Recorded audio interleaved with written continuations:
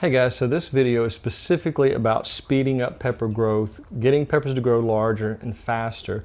This particular variety I found just recently, and unfortunately we're halfway through the summer. This is a jalapeno that's not hot, hence its name is jalapeno. So this is an interesting pepper that I wanted to try, but unfortunately, as I said, we're halfway through the summer, and so I'm running out of time to getting this as large as I want it to get and producing a lot of pepper, because I'm very curious about what a non-hot jalapeno tastes like. So I'm going to give you many tips today about how to get your peppers if you've started late, or even if you're starting at the right time of year, which is usually late spring, to get your peppers off to a great start. I'm going to give you a lot of secrets on how to maximizing growth and maximizing size. Now, again, if we're starting midway through the season, we have a limited amount of time if we live in an area that goes through the seasonal change at the end of fall, where you have a frost coming and you have a limited amount of days. I'm going to put on the screen 4 varieties that are really good for fast maturing fruits or peppers, and it will definitely help you if you're starting midsummer like me with this one particular pepper. But I have many, probably 24 plants in the garden that have been producing already for weeks and weeks, and they're really working great. So one thing you need to remember is,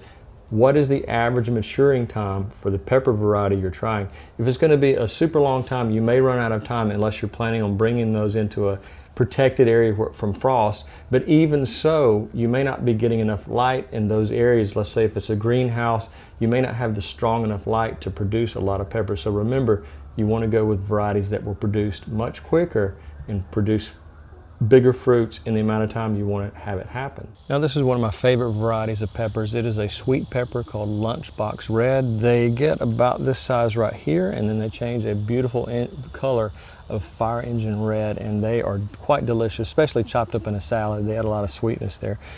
One thing about peppers is they're going to need anywhere from 8 to 12 hours of sunlight each day, and so depending on your garden, there can be a lot of factors. You could have trees or buildings, and you may not realize it, but you may not have the adequate sunlight in the area you're planning to plant those peppers. So I usually recommend one of these sun calculators. You might be gone to work all day and you don't really know what's happening with shade in those kind of conditions. So this will give you an exact amount of how much sun you're getting, and you need to have really full sun to make this work properly. Now, another note about sun is when you first start your pepper plant, you want to maximize the light hitting it, and you can use something like these very inexpensive pie pans. They come in a multi-pack, I believe it's 4. You can position them on the ground around your pepper plant where it's reflecting as much sunlight to them as possible, and get that pepper plant off to a really good start. I would recommend using at least 3 of these around the base of a small pepper plant, and as you can see, that method worked great. I think I have almost 10 in this particular bed, and it's just producing nonstop. I'll give you a close-up of how many peppers are actually here, but they are just producing like crazy. And this is one of the secret tips that I used, is reflecting sunlight onto the pepper in its early stages. So again, this is Lunchbox Red, but there are just, this particular plant is loaded with peppers. There's 1, 2, 3, 4, 5, 6, 7, 8, 9, 10, 11, 12. There's probably 20 peppers on this plant, some of them at different stages, but they're quite large for a smaller size pepper, I would say.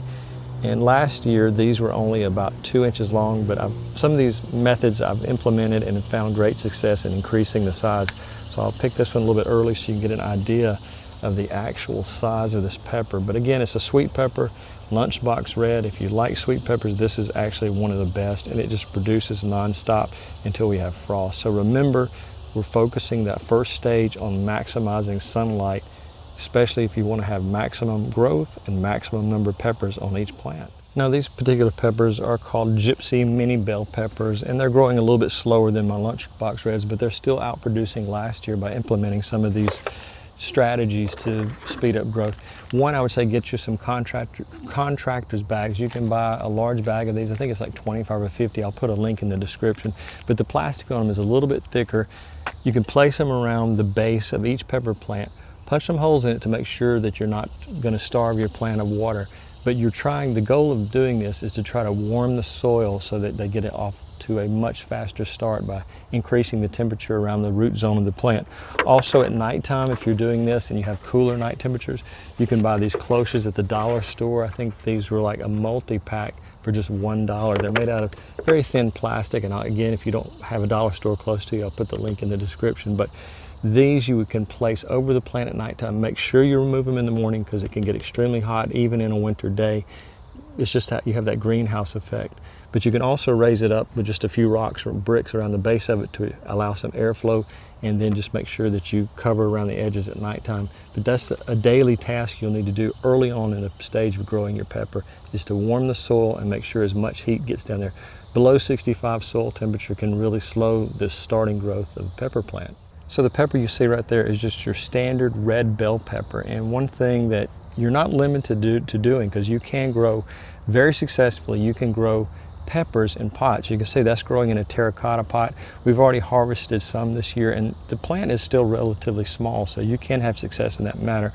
But if you're starting from seed and you've purchased some seeds, you want to make sure that you purchase yourself a heat mat, a plug-in heat mat, that you can make sure that the bottom heat starts from the very beginning. Now, like I said, we're middle way through the summer, so it's a little bit late to talk about starting seedlings, but if you're at the beginning of the following year, you're watching this later on, make sure you buy some of these seed heating starter mats. It's critical to having success. That will speed up your time. Instead of 2 weeks, you could have much faster growth and germination as little as 7 days from starting, and you can actually see a lot of progress out there with just one of these. Now this is a shishito pepper. It's a Japanese pepper, a little bit spicy, but not bad at all. I'm not really big on super hot peppers. I have grown one of the Carolina Reapers last year, and I think I did a video about it. If so, I'll put the link up in the top right. But anyways, these are shishito Japanese peppers. I really like them in a salad, chopped up finely, or possibly put on top of some ramen, and they're really great. And I'll tell you exactly what I did to make a difference in this particular plant. So peppers will not grow well in soggy soil, and that's why I always recommend having a micro irrigation system. And these right here, I purchased online. You can adjust the amount of water, but you want about 1 to 1.5 inches of watering each week, and that's a little hard to do when you have a full-time job and you have a lot of things going on in your life. So a micro irrigation system is really the key to making it work perfectly. Watering, setting your timer to water once before 7 a.m. in the morning, and again probably about 7 or 8 p.m. at night. So you're doing about a minute in the morning and a minute at night to really get the pepper off to a good start. If you don't have a dedicated irrigation system, that's no problem. You can buy one of these faucet digital timers. I've used this for many years, and I just put it back in the package when I get through with it, kind of carefully put it back.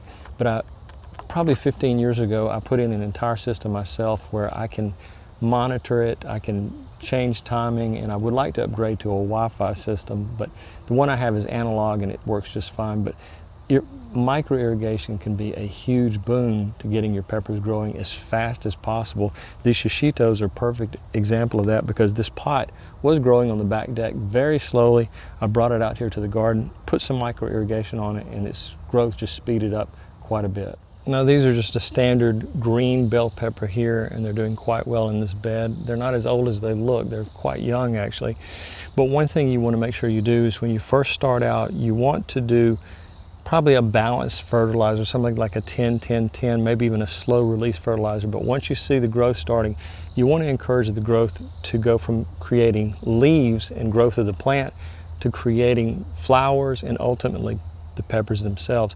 And that's where a high phosphorus fertilizer come in. This is 10, I believe this is 10-54-10. I almost said 10-52-10, which is actually some bonsai fertilizer I'd used in the past, but this is 10-54-10, very high phosphorus number, and that phosphorus number is what's going to increase the overall growth, the root system, and the flowering. So you want to switch to something like this. This is Schultz. It's a little harder to find. I actually buy this online because I can't find it at my local stores. Also, if you want to go with a more organic method, you could use something like bone meal. It has a high phosphorus number as well. This is a 2-17-0, so that 17 is the phosphorus number, and that's what really encourages root growth and flower formation to ultimately become peppers. So you want to get away from nitrogen once the plant starts growing well and focus more on phosphorus, high phosphorus counts in your fertilizer. Now you want to make sure that you add Epsom salt to about 1 gallon of water, 1 tablespoon of Epsom salt to a gallon, and this will help boost the fruit setting and add magnesium to the soil. Epsom salt is actually magnesium, and that's what's going to help your plant quite a bit grow faster, produce more fruit. So doing that formulation will really help quite a bit.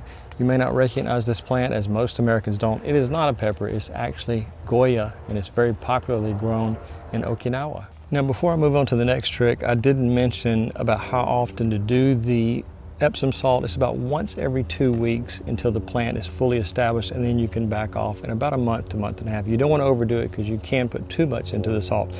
The next item is a beneficial fungi, and the particular brand I like is Rhizotonic. And on the directions itself, it says it's for helping stimulate plants and encouraging plant growth. So this is one of my favorites. I use it in the bonsai field all the time where I'm working on my favorite hobby, which is bonsai.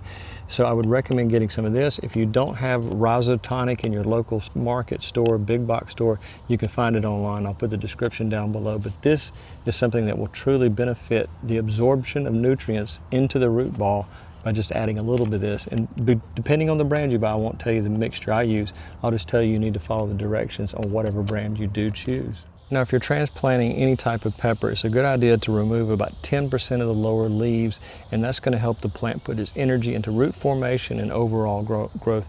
One of the things I've always heard from the beginning of my gardening days is pruning stimulates growth. Another thing that's a good idea to do is you see flowers forming, remove the first 2 or 3 flowers to help it continue to increase that overall growth. I know you want to grow those peppers when you start seeing the flowers and you think, oh, this is great, I have some peppers starting to form. But by removing the first 2, 3 flowers, you're encouraging the plant to put more energy into growth rather than producing the peppers themselves. Now, I've got a recipe about how to make your own potting soil custom made, and it's quite a bit less expensive, and I'll put that video right here. But when you're growing peppers, if you're going to grow them in containers, make sure the containers are not white 5-gallon buckets. Make sure that they're either a dark blue like a Lowe's bucket or something like this that's a red bucket, because the lighter colors are going to reflect a little heat. Yeah, they're going to heat up in the sun, but these will heat up quite a bit faster, get the roots more stimulated. The warmer the soil, the faster your peppers are going to grow. So definitely want to go with darker colored pots if that's what you're growing in. If you're growing in open ground, again, the trick with the contractor's bags is a great way to warm the soil. Now, my garden is filled with pollinators, and one of the ways that I've attracted pollinators to the garden is having a huge bed of pickerel. And if you can look up pickerel, I'll put a picture of exactly what that is right here. But pickerel is one of the best things I've ever seen for attracting insects, pollinators to your garden. Pickerel is actually a bog plant, and so I created a large bog garden, and I'll show you a picture of that as well, to attract these pollinators. And just all day long there's just pollinators being drawn to it, and they go out further into the garden and pollinate things like my pepper plants. And one of the things you need to remember, if you don't have enough pollinators, you'll need to hand pollinate either with an electric toothbrush, just going flower to flower and touching it lightly, or shaking the bush that some of the pollen might fall off. So just remember that pollinators are extremely critical. If you don't have a bog garden, you don't have to worry about that. You can just get a 5-gallon bucket, no holes in it, fill it up with soil, and those pickerel that you can order online will grow extremely well in containers. I have some growing in containers and some growing in my large bog garden. Very good pollinator attractor. So try that if you don't have enough pollinators in your yard. You'll be amazed at how many pollinators that it brings in. So using a water aspirin spray is extremely critical in growing peppers. It helps boost their hormonal growth, boosts the hormones. It also helps them develop a more defensive posture in the garden. So take a look at that video and you'll understand exactly what I'm talking about. I know it's a little confusing, but using aspirin in the garden will truly help you have bigger peppers sooner, and growth of the plant overall will increase. Now, calcium is critical when growing peppers. If you don't have enough calcium in your soil, you can have blossom end rot, you can have deformation, you can just have a lack of growth. And one of the things you can do is you can take eggshells, and there's a process to make them at their maximum bioavailability. I've got a video right here where I took some normal eggshells and turned them into a very bioavailable source right here. But it's not as simple as just throwing eggshells into the garden, because if you dig up eggshells from the garden that you put in there years ago, you can see they're still there and they haven't completely broken down. So there is a process there. But if you want to get something off the shelf that has a huge amount of calcium in it, it's oyster shell flour. I use this product quite a bit around the garden. I really like it because I don't have to go through that process of making it, and I know it's from a pure, natural, organic source, as organic as it can be anyway. So oyster shell flour, I'll put it in the link in the description if you want to buy it directly off the shelf and not make it yourself. Now, mulching is extremely critical when you're growing peppers, and I use this shredded pine bark, and it's basically called soil conditioner at Lowe's. You can find the bags pretty easily. It's too heavy to be shipped over the internet, so this is something you'll have to pick up at your local hardware store. But if you look beyond, you'll see in these eggplants right here, I put about a 2 to 3 inch layer of this in all my vegetable gardens. It helps retain moisture, helps cut down on weeds, and they won't be competing for nutrients with my eggplants. So as you can see, these eggplants, I said eggplants, I meant to say peppers, but these eggplants here have been producing nonstop, and you can see there's minimal weeds growing in there. There may be one or two here and there, but overall it changed the way I garden, and I don't even have to worry about weeding anymore. As you can see, I have a lot of raised beds. I believe it's over 20, and the number of pots I'm growing things in, 5-gallon buckets in different containers, is innumerable, probably over 50 throughout the entire garden. But it's a good idea to rotate your crops. Don't plant the same thing in the same bed. Move it to a different bed, because diseases can build up in the soil, and that itself can slow growth once diseases start. So you may have a plant that's doing great, and all of a sudden those diseases finally get to a critical point and it just takes over your plant. So just remember, rotation in the garden is extremely important when you're talking about growing peppers. So people are not the only one that loves the circulation from a fan. Your pepper plants can really benefit. It can strengthen their stems. If you put a fan like this, or even a smaller fan that oscillates on a timer, and just let it blow over for about 1 hour a day, blow over your pepper plants and strengthen those stems, it can help really increase the overall growth of the plant, because it becomes stronger through the air motion. So if you're like me, your area has very stagnant air in the summer, it's a good idea to have a fan on a timer, especially if it's an outdoor fan. You can just set it out and your outdoor timer will cut it on and off for you, and that oscillating effect will cover a very large area. Now, about once a week, you want to treat your pepper plants with just a small handful of either black cow compost, or if you have aged manure, that's really a critical thing, because that will help speed up the growth and help the pepper's overall formation. There's a lot of micronutrients in compost like this, which is basically just aged cow manure. Now, if you make your own compost tea, you can add about a half a cup per week to the base of the plant, not on the leaves, because you could have an issue with diseases forming there. So you just want to do it right at the soil level, but I prefer to use black cow. And this is something you can't have shipped to you, it's just too heavy. So you'll need to get this at your local hardware store, but it's sold throughout the United States, and it really makes a difference with peppers. Now, you can speed up the nutrient absorption on your pepper plants by spraying them with either liquid kelp or fish emulsion. I like this product right here, Alaska Fish Fertilizer. It does have a little bit of an odor, but you can get to it pretty quickly. But doing a foliar feeding with this will definitely speed up your pepper plant growth and fruit production. Now, I think neem oil is one of the safest things you can use on your edibles if you're having a problem with spider mites or aphids. That can do a lot of damage to your pepper plants. So you want to make sure that you knock them out before it just gets totally out of control. They're very small, so you have to do a very careful inspection of your pepper plants and make sure that they're not taking over. So something like neem oil will work great. I've got a couple of videos I did. I'll put a link to that. I think it was either specifically about spider mites and aphids, but I'll put the link up above so you can take a look at that as well. Now, one of the tricks that I do once my pepper plants have 6 to 8 true leaves is I'll top it and cut it maybe by 40 to 50%. This slows down the production initially, but overall it'll create a bushier plant and a more productive plant. So it's against our nature to want to cut something we've worked so hard by almost 50%, but it really does speed up the growth and speed up the fruiting of your pepper plant. So topping is a true secret to growing peppers. So sugar, yeast, and water is another trick I used on these particular plants, the lunchbox reds. You take 1 tablespoon of 1 tablespoon of sugar, 1 teaspoon of yeast, and 1 cup of warm water. Mix it and allow it to start forming a CO2 mixture. Then pour about maybe a quarter cup on each plant, and that will definitely speed up. I made a video a while back about using yeast in the garden, but it's a little bit different in this application. But just putting the yeast directly at the base of the plant can absolutely help it. And also you have that carbon dioxide release that also helps the plant. Now, I wanted to give you a little bit closer view of these lunchbox reds, but another thing that's important to do is to space each one anywhere from 18 to 24 inches, because you're going to need to allow them some growth. You want to have good airflow between each plant and spacing enough to grow where they're not robbing each other of sunlight. So 18 to 24 inches in in-ground applications, and if you're putting them in pots, you want them to be about 14 to 16. It can be a little bit closer together, but just remember, you're spacing it for air and sunlight. Now, one of the mistakes I made with this particular plant is I didn't harvest each pepper soon enough. If you harvest a little bit early, you can increase the production in size because you're tricking the plant into making more seeds. So take the early peppers off. Don't allow them to get to full size. Take them off early, the first 2, 3, maybe even 4 peppers, and then that way the plant will feel the need to produce more peppers faster, because the goal of each plant is to produce seeds and to reproduce itself.